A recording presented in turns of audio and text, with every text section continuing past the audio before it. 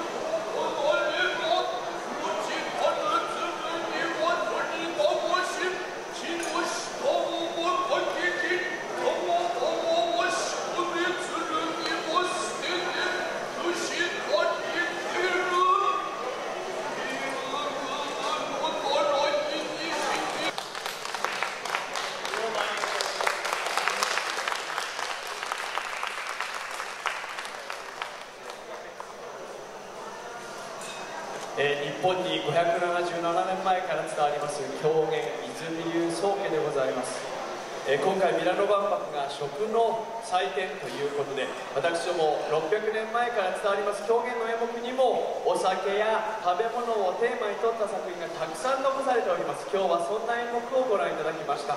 狂言の舞台というのは全て600年前からの伝承物でございます。装束にいたしましてもセリフの一つ、動きの一つにとっても600年前から変わらないものが受け継がれております。笑いの芸術と言われるように日本の笑いの心というものを変えることなく受け継いできた世界です。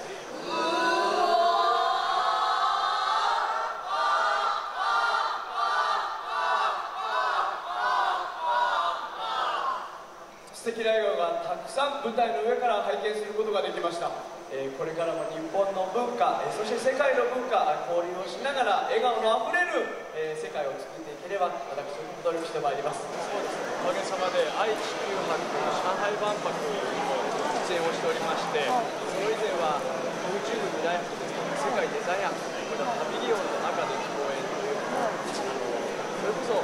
若い青年期の頃から体験しておりますので、そういうことで言うとこういったさまざまなものがあったり壊れていない空間でも600年前から屋外で演者で神様に捧げられていたというところから生まれてきた表現だから心配なく演じることができております。今日もそういうことで言うと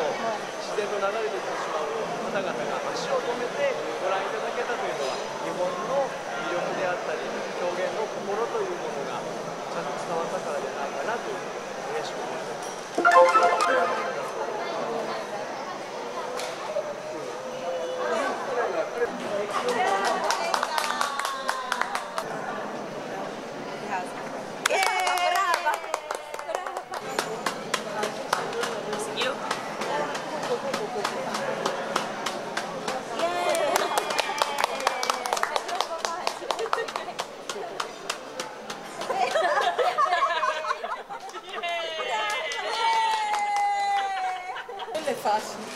Sì, perché sono sott'acqua.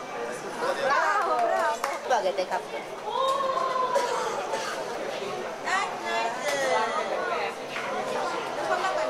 Lo sapeva anche che ho un po' di